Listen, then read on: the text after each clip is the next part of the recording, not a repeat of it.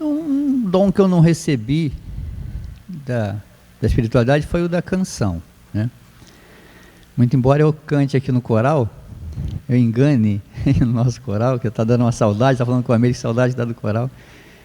Mas se eu pudesse cantar, eu ia comentar Roberto Carlos agora, falar assim, quando eu estou aqui. Saudade mesmo desse encontro presencial com vocês. Muito bem-vindos, meus irmãos. Obrigado a você que vai nos assistir pela internet depois. Obrigado por estar vendo. Deixa aí o seu comentário, ajuda muito na nossa sequência de trabalhos, né? E se inscreva no ELAR, se você não for inscrito, isso é importante para a gente. Tem algumas coisas do Espiritismo, e quando a gente passa a fazer um estudo, não uma leitura, mas um estudo das obras espíritas, e de obras espiritualistas de maneira geral, que passam assim despercebidas, né? Isso é natural, é natural. A gente, quando está lendo alguma coisa, depois você vai reler e falar, não tinha percebido esse detalhe aqui. Na leitura espiritualista, isso é muito recorrente, né? Eu recentemente fiz uma releitura do Pentateuco, né? E eu falei, mas como é que eu não tinha visto isso aqui antes, né? Na verdade, não é que você não viu, é que o seu espírito já se esclareceu de alguma forma mais, que você começa a perceber aquilo. É como um vidro que você olha e está todo sujo, você olha por ele e você vê alguma coisa. Na medida que você vai limpando, outras coisas passam a ser vistas, né? É natural que isso aconteça. Então, quanto mais esclarecidos estivermos, mais ampla será a nossa visão e compreensão. E eu falo que o líquido que limpa esse vidro, que dá-nos um esclarecimento maior, é a prática do que foi aprendido. Porque se você leu, estudou, percebeu, mas não praticou, aquilo de nada valeu. Você vai continuar naquele mesmo estágio, não vai limpar nada. Ao momento que você começa a praticar o que você aprendeu, e não é ter a preocupação de agora vou sair procurando velhinho para ajudar a atravessar a rua. Não, não é bem assim. É natural, isso vem de uma forma natural no seu cotidiano, no dia a dia. Você vai percebendo situações que você leu naquela página do Evangelho, que você observou naquela questão do Livro dos Espíritos. Então, essa prática que vai te dar o subsídio para você limpar mais esse vidro e tirando essas escamas e você podendo perceber coisas que não percebia antes. Mas mesmo no estudo prático, que a gente fica meio didático na questão do estudo, algumas questões ficam pendentes, né? Eu, como novato na doutrina, que acho que você a vida inteira, aprendiz de aprendiz, faço umas perguntas para mim mesmo e procuro respondê-las para ver se eu consigo elucidar. E quando eu estava vendo umas imagens, e tem o túmulo do Kardec lá no cemitério em Paris, onde ele colocou lá, nascer, renascer, e novamente renascer, tal é a lei. Fiquei pensando, tá bom, isso eu entendo, né? Eu tenho que nascer, viver, morrer, renascer, né? Ok. Agora, como é que é esse ciclo para nós espíritas? Como é que isso acontece? Então, resolvi fazer uma sequência de fazer uma, não deu, tentei duas, não deu, 3 também não, acho que vai ter que ser umas 4 palestras, que não é um assunto que se fala, esgotar é impossível, mas falar em uma só palestra não dá. Para falar sobre esse ciclo de nascimento, morte, reencarnação, encarnação. Existem umas coisas no meio disso, como eu disse, não podemos esquecer os detalhes. Morrer, ok. Renascer, ok. Mas entre a morte e o renascimento, o que é que há aí nesse espaço? Entre o nascimento e a morte, o que é que há aí nesse espaço? Então, para nós espíritas, naturalmente, tem situações que nós já temos uma visão disso. E uma delas é o desencarne, a morte, né? Como é que nós espíritas vemos isso? Mas nós já sabemos. É um processo natural, né? É a passagem do mundo corpóreo para o mundo espiritual. É o retorno à vida verdadeira, que é a vida espiritual. Se é tão natural assim, na nossa compreensão, na nossa visão, nos nossos ensinamentos, na nossa aprendizagem, a prática não fica bem assim, né? Porque a gente não quer morrer. Quem é que quer morrer aqui? Ninguém, eu não quero, né? Ninguém quer, mas a verdade é que não pode ter esse temor, essa ansiedade maluca que a gente percebe. Eu notei isso principalmente em espírita. Espírita morre de medo de morrer. Eu não sei por que isso. Não há necessidade de ansiar a morte, claro que não. Até porque a gente entende que não morremos, né? Que só temos essa passagem, a morte não existe na forma como a gente se concebe. Mas esse medo decorre do esquecimento que existe da vida. O Deepak Chopra, você já deve ter ouvido falar nele, é um médico indiano, escritor. Ele faz uma pergunta que eu acho interessantíssima. Vendo uma palestra dele, ele perguntou o seguinte: qual é o contrário de morte? Naturalmente a gente vai responder vida. O contrário de morte é vida. Ele falou, não, não é não. O contrário de morte é nascimento. Claro, né? Nascimento e morte, o contrário da morte é nascimento. Vida é a coisa que existe nesse espaço, entre uma coisa e outra. A vida é o que existe entre o nascimento e a morte. Então o contrário da vida não é morte, é o nascimento. E se estabelece o ciclo do renascimento de uma forma muito mais clara, né? Ele colocou isso. Esse intervalo de nascimento, da vida que existe entre o nascimento e a morte, vai nos levar a esse ato que eu estou falando, que é a vida. E aí eu penso o seguinte, mas chegar no final dessa vida eu vou morrer, é disso que eu quero tratar hoje. Dessa questão do desencarne, da morte, para nós espíritas. Como é que isso deveria ser visto, ou como ele é visto, ou como eu talvez enxergue. E talvez aquele detalhe que fica paradinho ali. O desencarne está estritamente associado ao encarne, ao nascimento. Então não há como falar de um sem falar do outro. Até porque, para falar do desencarne, é necessário que se fale também do encarne, do nascimento, né? Bom, vai ter algumas, porque o computador aqui adaptou, mas eu vou lendo para vocês. Assim como nós sabemos que no nosso encarne existe toda uma assessoria espiritual, né, que vai desde na hora da concepção, da ligação do germe com o perispírito, existe também no desencarne. Aliás, a assessoria para o desencarne ela é muito mais evidente do que no encarne. Nós precisamos de muito mais ajuda para o desencarne do que propriamente para o encarne, né? Então não esqueça que nós vamos estar sempre sendo assessorados, sim. E sem traçar uma ponte entre encarnação e desencarnação, o que é que a gente vai ter de elemento comum no desencarne e no encarne? O que é que estabelece esse fim e esse início? É a mesma coisa que é o perispírito. Eu peguei uma imagem que eu achei na internet interessante sobre o perispírito. Está vendo? E é legal porque tem a forma da figura humana, ela está ali, nesse formato, mas, que é o que vai aderir ao nosso corpo físico, mas tem algumas coisas do lado. Está vendo essa nuvem? É uma representação do fluido cósmico. Porque a gente tem a noção muito equivocada do perispírito, achando que, não de vocês, claro, estou falando de equivocado da gente minha, me fizeram assim, você tem o corpo físico, aí você tem por cima, vem o perispírito, o espírito, vem o corpo físico e o perispírito, mas como? Vira um sanduíche, o perispírito aí no meio, entre o corpo físico e o espírito, e não é isso, não é sobreposição, o perispírito adere ao corpo físico a nível molecular. Ele envolve cada parte, não é um tecido que você joga em cima e ele abraça ali. Eu dei um exemplo na palestra que eu fiz para o pessoal aqui do Kardec, da Mocidade. Falei, imagina uma salada de frutas, quando você joga o creme de leite em cima, né? Vai falar disso numa hora dessa é até maldade, né? Com uma fome danada aqui.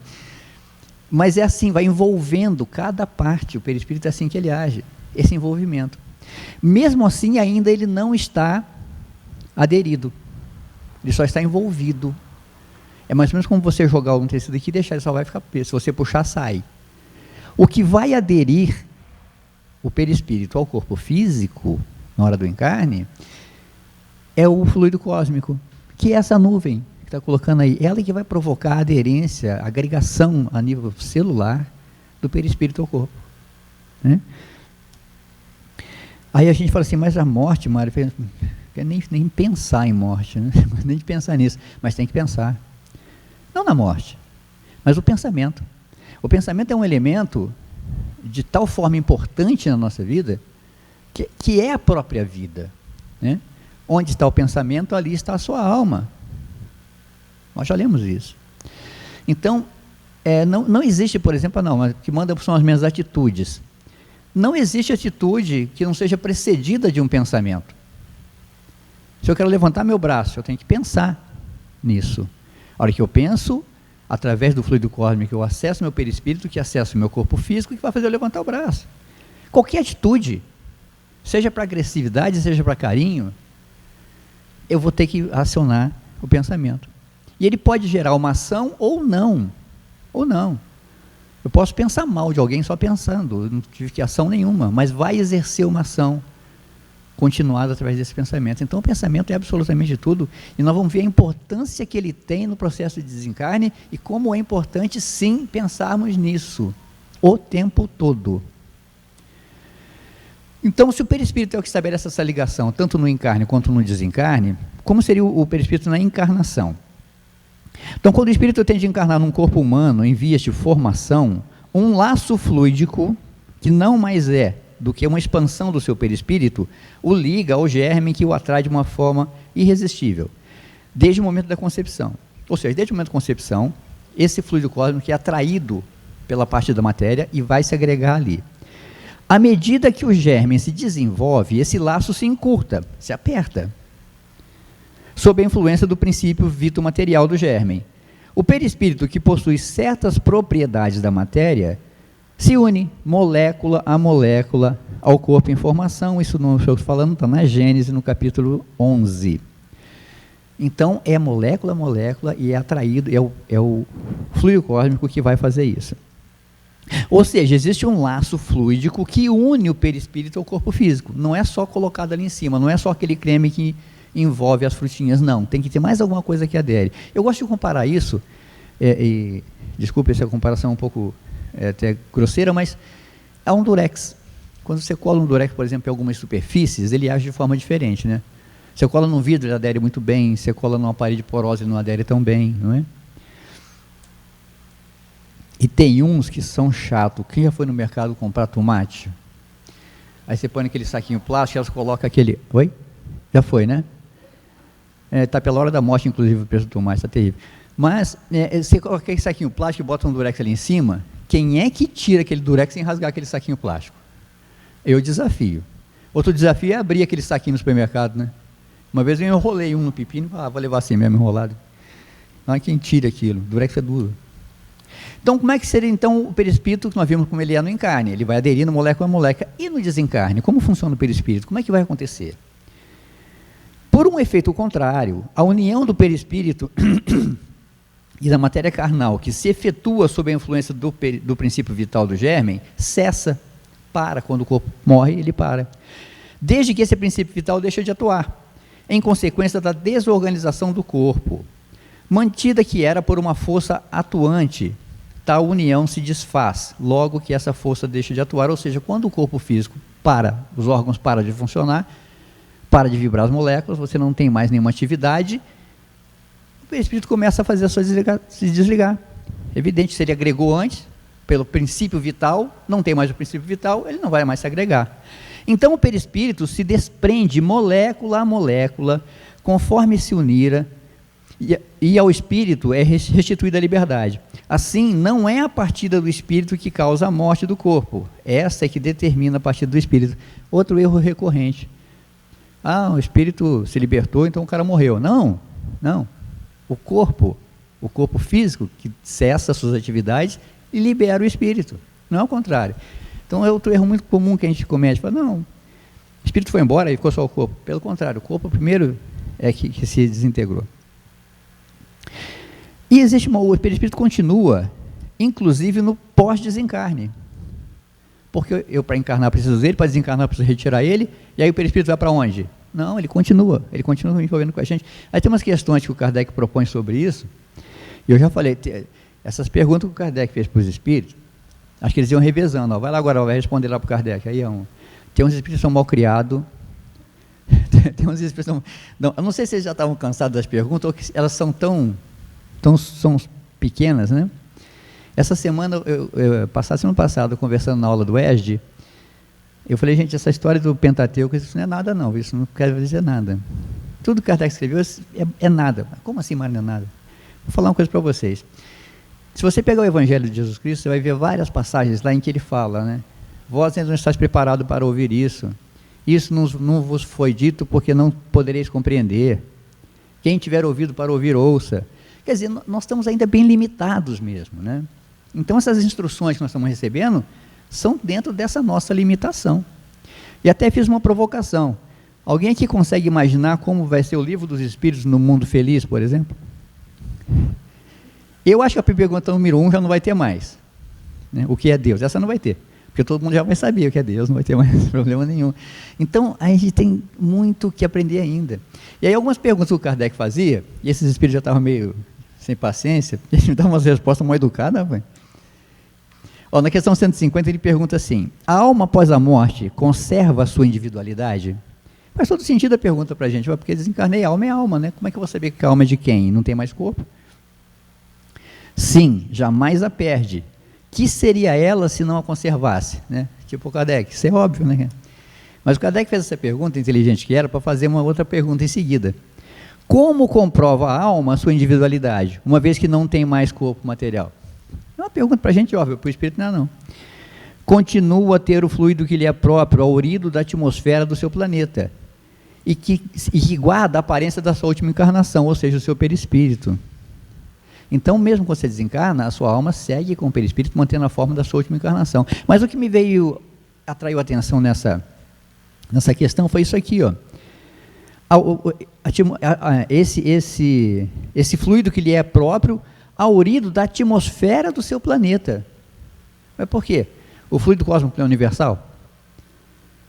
Por que ele vai citar só do meu planeta aqui? Veremos isso mais à frente. Ó, Livro dos Espíritos, questão 150, viu? O perispírito, é preciso dar umas observações sobre ele para a gente entender como forma essa agregação, essa desagregação, como ele fica no pós-desencarne. De onde tira o espírito o seu invólucro material? Kardec continua perguntando. Tá bom, ele fica comigo, mas de onde vem esse material que forma o perispírito? Do fluido universal de cada globo. Aí começou a complicar de novo. Como de cada globo? Né? A razão por que não é idêntico em todos os mundos. Passando de um mundo a outro, o espírito muda de envoltório como mudar de roupa. Aí começou a fazer sentido. Se eu estou evoluindo, eu vou para um orbe mais evoluído, eu não vou precisar ter um perispírito com a grosseria que seria o nosso aqui agora. Não com essa densidade. Já é um material sutil, é matéria, mas é matéria sutil. Quanto mais evoluído, mais sutil ela é. Então eu vou precisar de outro lá. Né? Se eu for para lá, vou precisar de um outro tipo, é claro. Então ele tem que ser próprio daquele planeta. Aí ele continua: assim, quando o espírito que habita mundos superiores vem ao nosso meio, toma um perispírito mais grosseiro? Pergunta inteligente. Se é mais sutil e a gente recebe aqui espíritos que vêm nos ajudar, eles têm que pegar o nosso perispírito que é mais grosseiro? Né? O espírito não acha isso muito lógico, não. Falou assim: é necessário que se revistam da vossa matéria, já o dissemos. Vou ter que ficar repetindo toda hora aqui. Né? Mas é verdade, os espíritos vêm e tem que... Né? Eu acho que a exceção foi Jesus, que não precisou muito, mas é um caso muito especial. Né? Como toda matéria, isso aqui também está lá na Gênesis, como toda matéria, ele é extraído do fluido cósmico universal que, nessa circunstância, sobra uma modificação especial. Ou seja, o espírito... o fluido cósmico é universal, mas quando ele entra na nossa atmosfera, ele passa a ganhar características próprias para esse globo. Então ele passa a ser um espírito cósmico planetário. É desse material que vai ser feito o nosso perispírito, né? Bom, nós estamos falando, até uma outra observação até no capítulo 6, que o Kardec faz um ensaio teórico da sensação dos espíritos, né? Como os espíritos sentem as coisas, né? O perispírito é o laço que prende o corpo material ao espírito, que o tira do meio ambiente, do fluido universal. Participa ao mesmo tempo da eletricidade, do fluido magnético e até certo ponto da matéria inerte. Poder-se-ia dizer que é a quintessência da matéria e é o princípio da vida orgânica, porém não o da vida intelectual, que reside no espírito. Claro, o pensamento, que é exatamente a força do espírito, reside ali, não na matéria.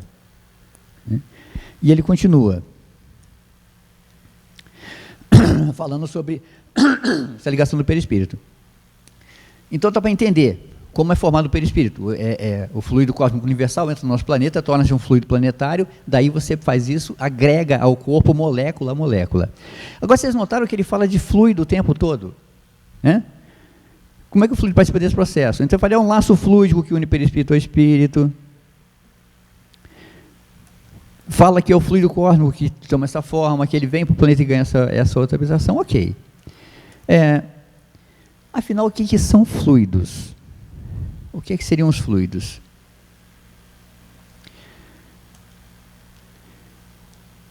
Assim, tem uma palestra acho que do Clóvis Massi, que ele fala muito sobre... Tem um capítulo do 16 da Gênese, que fala, acho que é o 14 da Gênese, vou anotar aqui. Fala só sobre fluido. O Clóvis dá uma explicação, que até eu mandei um e-mail para a PV Kardecpédia para ele, pedindo umas explicações e discordando até. Ele fala que fluido é coisa.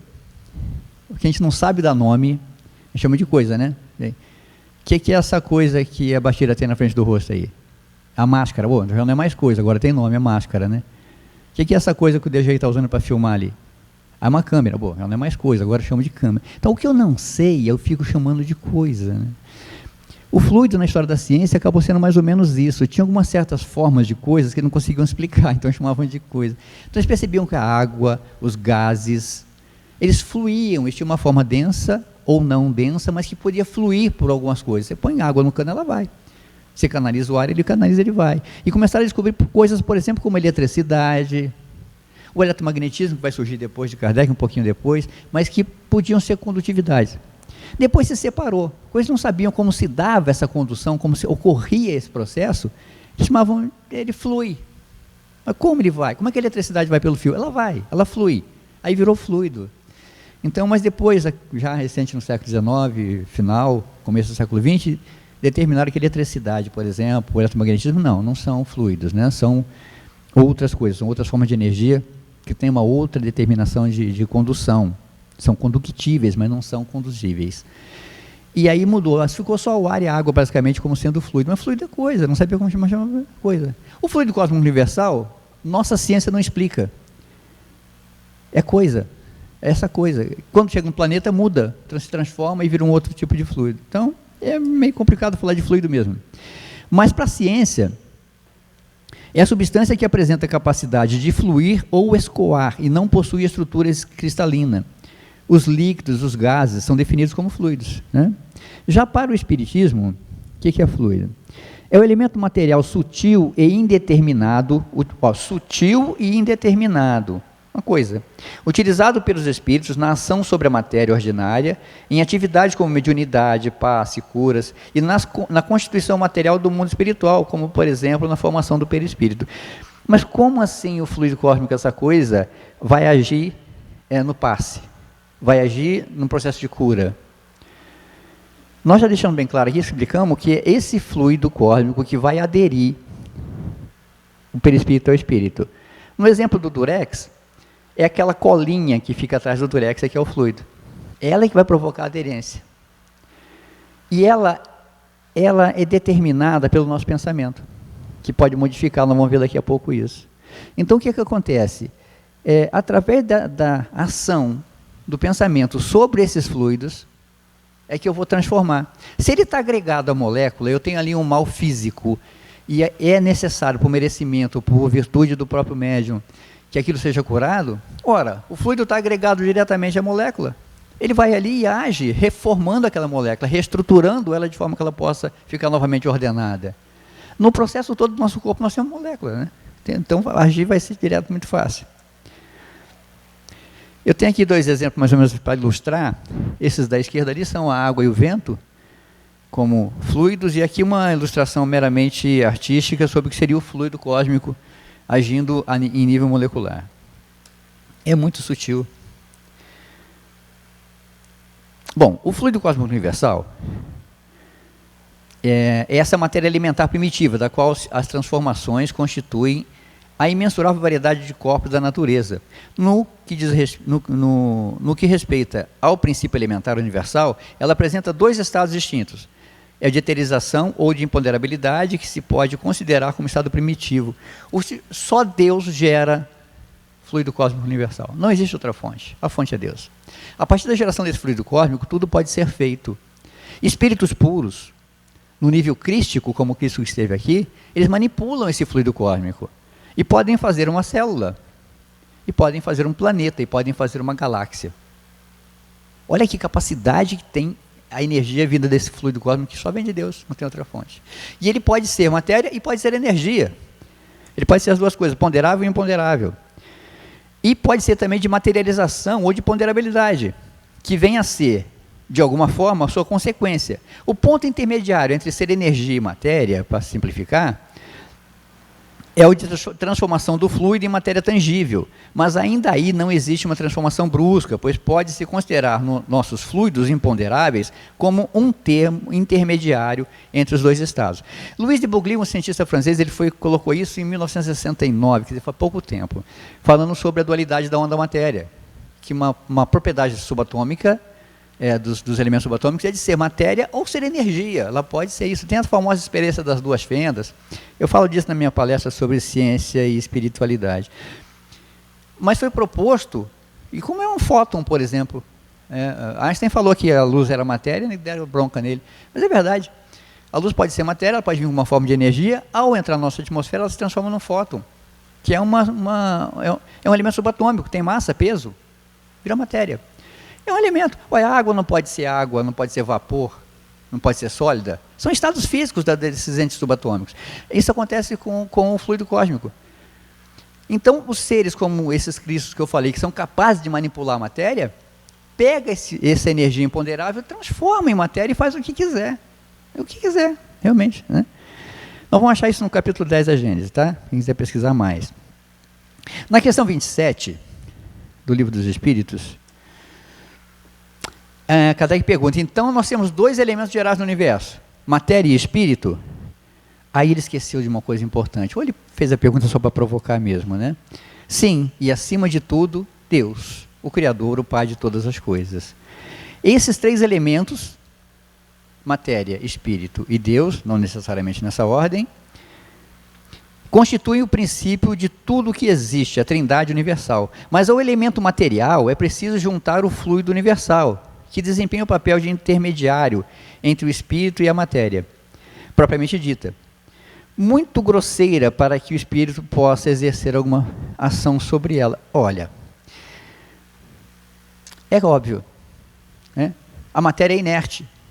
O que vai animar a matéria? O espírito. O nosso espírito, infelizmente, não tem ainda a capacidade de manipulação da matéria. Um espírito que é capaz de manipular a matéria, fazer mover uma matéria, é um espírito de alto nível, não é o nosso ainda. Então é preciso que haja um intermediário, que é o fluido cósmico, planetário no caso, que vai aderir junto com o perispírito para a formação, vai formar o perispírito, vai continuar com o perispírito, porque o fluido cósmico forma o perispírito e fica com ele para aderir ao nível molecular no nosso corpo. Então é preciso que se compreenda claramente isso, começa a formação, né? Então até aqui ia tudo bem, eu fui estudando isso, né? Ele fala desse fluido, que ele é o veículo do pensamento. Isso aqui começou a me dar um problema, porque estava vendo bem, a gente estava compreendendo. Existe o perispírito, existe o corpo físico, o perispírito fica junto com ele, é o fluido que adere ao corpo físico, é esse fluido que recebe as mensagens para fazer os movimentos. Agora entrou uma questão meio complicada para mim aqui, que deu o botão na cabeça. Sendo esse fluido, a colinha do durex que faz a ligação com o perispírito, ele é o veículo do pensamento. Então o pensamento pode modificar as propriedades desse fluido. É evidente que eles devem achar-se impregnados das qualidades boas ou más dos pensamentos que os fazem vibrar, modificando-se pela pureza ou impureza dos sentimentos. Aí bicho pegou. Aí como a gente fala no Rio, aí azedou. Então o meu pensamento é que vai modificar o fluido cósmico que está aderindo o meu perispírito ao corpo físico. Qual é a consequência disso? Lembra que eu falei que tem que pensar assim? Não quero nem pensar na morte, tem que pensar. É o pensamento que vai determinar essa agregação. Entendemos que o perispírito junta-se ao corpo físico em nível molecular, sem o qual o espírito não poderia animar a matéria, porque ela é muito grosseira. Nós entendemos que o elemento que realiza e concretiza essa união, corpo-perispírito, é o fluido cósmico planetário, uma modificação do fluido cósmico universal. E podemos então acrescentar que o pensamento pode modificar as propriedades desse fluido cósmico. Então, tudo que era vindo de Deus agora passou a ser uma coisa nossa. Olha o livre-arbítrio, a importância aí. Eu que vou modificar o meu fluido cósmico planetário que está aderido ao meu perispírito. Através do quê? Do pensamento. Não quero nem pensar nisso. Tem que pensar. Tem que pensar o tempo todo. Né? E pensamento é que leva à ação. Isso faz muito sentido. Sabe por que faz muito sentido? Porque se a matéria é tão sutil dessa forma, só o pensamento é que pode fazer isso. E como é que eu vou transformar essa aderência, esse fluido cósmico que vai aderir ao meu corpo físico, porque vou ter problemas com ele no desencarne, se eu sou, por exemplo, materialista? Para o materialista, quanto mais materialista nós somos, e olha só, entenda o materialismo não só como uma pessoa que é apegada, por exemplo, a uma matéria, que é apegada a uma sensualidade, não. Né? Eu sempre digo que eu não conheço nada mais materialista, por exemplo, que o egoísmo. Toda forma de egoísmo, ela é uma forma materialista. Você sente necessidade de coisas, você não sente... Ninguém é egoísta de amor, é só ciumento, né? É mais ou menos assim. Mas ainda assim se torna uma coisa material, né? De toda forma, o materialista consegue explicar as coisas pela via da matéria, né? Até o que a gente... Eu vou dar um exemplo para vocês de como a gente vai influenciando o nosso fluido cósmico planetário, que está aderido ali, fazendo com que ele se agarre mais, com que ele se adera mais, adira, né, acho que é o termo correto, com que ele se adira ao corpo físico. Tem coisas que nós não achamos que é material, mas que é. Né? Foi nessa parte que eu tive uma discussão de ideias com o Clóvis Massi. Matéria a gente entende, você gostar de coisas, de matéria, mas tem coisas que são tão sutis que a gente não percebe. Por exemplo,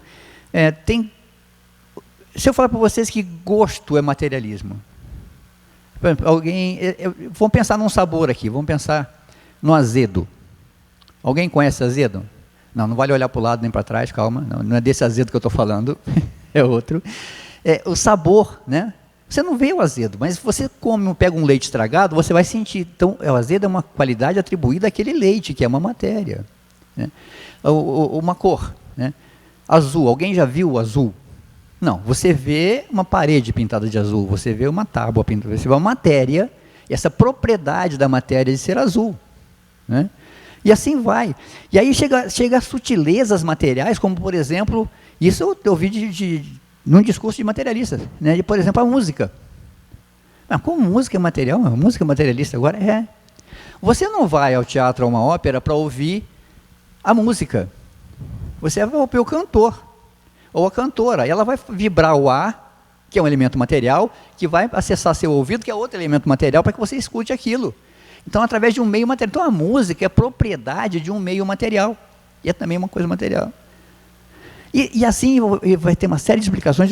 Imagina uma pessoa que vai pensando assim, como ela vai aderindo esse fluido cósmico, porque é o que modifica o pensamento, esse pensamento vai aderindo ao corpo físico, o seu perispírito.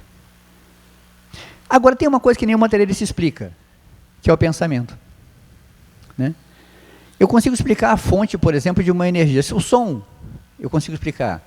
A eletricidade, eu consigo explicar. A onda eletromagnética, eu preciso explicar. Que é também material. São os elétrons, os íons, que são modificados para ter certo comportamento que vai acessar o nosso aparelho celular, acender essa lâmpada. Mas eu não consigo achar a origem do pensamento. Eu acho a origem da cor na matéria pintada. Eu acho a origem da eletricidade. Mas não acho a origem do pensamento. O que é que gera? Qual é a fonte material do pensamento?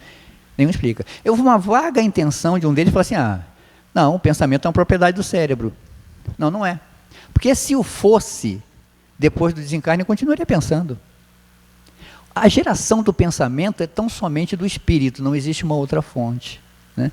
Então, o pensamento é uma coisa, de uma forma grandiosa, que ele é capaz de alterar o fluido cósmico, que passa a ser uma responsabilidade nossa agora, para a aderência. Mas por que isso tem a ver? Tem a ver, gente, porque é o seguinte, quando a gente percebe que é o nosso pensamento que vai provocar a adesão do perispírito ao espírito, falei que você está falando só do encarne até agora, você não falou do desencarne. Falei, do encarne, quando o perispírito vem, se gruda ali, a gente vai modificando o fluido cósmico para essa aderência. Porque nós vamos ter que separar dele quando desencarnar. E aí a gente pode estar com esse durex preso como um durex poroso, que está aderido sim, mas com toda a suavidade, ou como aquele bendito durex do saquinho de tomate que não há quem arranque aquilo de jeito nenhum. Isso vai ser o quê? Os meus pensamentos durante esse período que nos disse Chopra, que existe entre o encarne e o desencarne, a vida. Nós vamos aderir menos ou mais o nosso perispírito ao nosso corpo físico, dependendo dos nossos pensamentos. Olha a grandeza e a força do pensamento. E a liberdade que nós temos de fazer isso. Então, na hora do desencarne, essa relação vai estar muito evidente. Né? E aí nós vamos ter uma morte, um desencarne mais feliz ou infeliz, dependendo de como foi a nossa vida. Então, isso Kardec deixa numa frase brilhante que ele fala assim, ó, nós morremos tal qual vivemos. Claro, claro. Se você vive uma vida em que você espiritualizou o seu perispírito, o seu fluido cósmico, você vai deixar ele por ali, aderido, mas como aquele creme que envolve as frutinhas, tranquilo. Ou você vai deixar aquele creme no sol ressecando, quero ver quem separa depois que o creme de leite secar ali naquele copo de salada de fruta, ninguém tira mais da frutinha, é difícil. Então você pode espiritualizar o seu fluido cósmico universal, ou você pode materializar o seu fluido cósmico universal. Se você materializar, ele vai ficar preso à matéria, ao corpo. Se você espiritualizar, ele vai ficar por ali, fazendo todas as funções dele, mas sem essa aderência tão forte. Durante a vida, nos diz Kardec, através principalmente dos pensamentos, fonte de toda a ação, poderemos ter materializado ou espiritualizado os laços fluídicos que aderem o perispírito ao corpo. Então, na hora da nossa morte, a extinção da vida orgânica traz a separação da alma e do corpo pela ruptura do laço fluídico que os une, mas essa separação nunca é brusca. O fluido perispiritual se liberta pouco a pouco de todos os órgãos, de modo que a separação não é completa e absoluta, a não ser quando não resta mais um único átomo do perispírito unido a uma molécula do corpo. Vai ter que separar tudo. Parou as funções corpóreas, os germes, parou de gerar energia, começa a separação. E aí nós temos essa assessoria dos espíritos que eu falei, vem nos ajudar. Tem que tirar o perispírito, para ele acompanhar a alma, molécula a molécula, átomo por átomo. E aí, se tiver muito aderido, vai ser aquele plastiquinho que ficou grudado no tomate ou não. A sensação dolorosa que a alma experimenta, claro, porque o corpo não tem mais sensação nenhuma, ele cessou a atividade dele. Vai ficar toda a dor na própria alma. Nesse momento, é devida à soma dos pontos de contato que existem entre o corpo e o perispírito, e de maior ou menor dificuldade e lentidão que a separação apresenta. Não se deve, portanto, dissimular que, segundo as circunstâncias, a morte pode ser mais ou menos penosa. Isso tudo que eu estou lendo está no livro O Céu e o Inferno, no primeiro capítulo, tá? A partir do item 4. Estabelecemos inicialmente como princípio os 4 casos seguintes, que se podem ver como situações extremas, entre as quais há, claro, uma quantidade imensa de nuances. Né? O primeiro caso que ele cita, se no momento da extinção da vida orgânica, o desprendimento do perispírito se operasse completamente, a alma não sentiria absolutamente nada. Isso vai se dar com quem? Com alguns espíritos de altíssimo nível, elevadíssimos, que estariam aqui encarnados só para fazer emissões com a gente, de mestres, de instrutores. Talvez nesses casos aconteça essa separação imediata. De maneira geral, não. O mais normal é que nesse segundo aqui, ó, nesse momento, a coesão de 2 elementos está com toda a força. Se nesse momento do desencarne, os elementos estiverem juntos, agregados, como eu disse, muito forte, produz-se uma espécie de dilaceramento que rege dolorosamente sobre a alma. Quer dizer, tem que arrancar, tem que tirar, é aquele durex bem preso. Se a seção é fraca, a separação é fácil, isso opera sem abalo, ou seja, se você espiritualizou o seu fluido cósmico nesse período da sua vida, essa separação vai ser mais tranquila, mais calma, né? E na quarta, se depois da cessação completa da vida orgânica, ainda existirem inúmeros pontos de contato entre o corpo e o perispírito, a alma poderá sentir os efeitos da decomposição do corpo, até que o laço seja completamente rompido. Vocês imaginam então que os espíritos foram lá para ajudar, pegou aquele durex e arrancou, mas ficou um pedaço do plástico preso ainda ali atrás. Então a alma já está liberta, mas ainda falta tirar aquele pedacinho. E a gente vê isso nas declarações nas salas mediúnicas, de espírito falando que está vendo o próprio corpo sendo comido pelos vermes, claro, está muito aderido ainda ali, ele está sentindo aquelas sensações todas ainda ali, né? Durante a vida não pensou direito. Disso resulta que o sofrimento que acompanha a morte está subordinado à força de aderência que o une o corpo ao perispírito, modificado pelo pensamento. Agora tem sempre um consolo. Ele sempre nos apresenta um consolo no final. Apressemo-nos a dizer que esse estado não é geral. A intensidade e a duração do sofrimento são, como mencionamos, proporcionais à afinidade que existe entre o corpo e o perispírito. Quanto maior essa afinidade, mais os esforços dos espíritos para se soltar de seus laços longos e penosos serão, quanto mais forem a aderência. Mas há pessoas nas quais, e agora eu estou falando de todos nós aqui, claro, com certeza, e de você também que está nos assistindo agora pela internet, acho que é o nosso caso. Eu não estou falando isso como uma piada ou uma brincadeira, não. Eu acredito que quem já está, tem a capacidade de pensar, ou pode, a partir desse instante, começar a pensar nos seus laços fluídicos, com bons pensamentos, tornando essa aderência mais suave, vai acontecer isso. A coesão é tão fraca que o desprendimento se opera por si mesmo e naturalmente. Então, meus queridos, se você não... O espírito se separa do corpo, como um fruto maduro solta-se do caule. Se a gente não tinha pensado nisso, porque a gente só pensava que é corpo, espírito e perispírito, agora entrou o fluido cósmico universal nisso. Ou melhor, o fluido cósmico universal transformado no fluido cósmico planetário, que passa a ser uma responsabilidade nossa. Como você vai modificar esse fluido cósmico, que passa a ser o quarto elemento dessa trindade, de corpo, perispírito e espírito, esse elemento é de nossa responsabilidade. Quem vai apertar esse durex, forçar essa aderência, são os nossos pensamentos. Pensar na morte. Nesse sentido, sim, quando for desencarnar, eu preciso separar meu perispírito do meu corpo, e essa separação pode ser tanto mais dolorosa quanto eu coordene os meus pensamentos. Então, quando estiver tendo um pensamento ruim, quando estiver pensando uma bobagem, fuja disso. E às vezes a gente é induzido a maus pensamentos, fuja disso também. Eu não tenho que ficar assistindo filmes ruins na televisão, eu não tenho que ficar vendo coisas chulas e desnecessárias, né? Eu não preciso ver só coisas altamente edificantes, nós não temos espírito para isso também. Mas fuja o máximo que você puder das induções ao mau pensamento e controle o seu pensamento. Quando você for perceber que está sendo induzido, cabe a você alterar o seu pensamento para que ele possa se transformar numa coisa boa. E a partir dessa bondade de pensamento, dessa energia positiva que você agrega ao fluido cósmico universal, que está ali aderido, fazendo a aderência do seu perispírito ao seu corpo físico, você vai suavizar essa aderência. De forma que quando os espíritos vierem nos auxiliar no nosso desencarne, eles têm uma surpresa, falam, nossa, que beleza, olha aqui, olha a Bastira, que coisa linda, né? Foi só puxar que o perispírito já saiu, né? Então é isso que a gente tem que tentar fazer, conduzir para que o nosso desencarne espírita, na hora da nossa morte espírita, seja também o agora. Por isso que eu chamei a palestra de agora e na hora da nossa morte, porque o agora é que vai determinar como será a nossa morte em nível espírita. Okay? A próxima palestra no sentido vai ser como funciona depois que aconteça essa separação, como vai ser no plano espiritual, o que acontece lá até o reencarne. Esse ato também fica um pouco perdido, vamos tentar fazer um ciclo de palestras falando dessas situações. Nesse sentido, pedindo a Jesus que nos abençoe sempre, ao grande mestre, ao grande querido Cristo, meu amigo Jesus, que eu amo tanto. Nesse instante, em nome do mestre, eu os abençoo, e que ele nos abençoe a todos, que assim seja.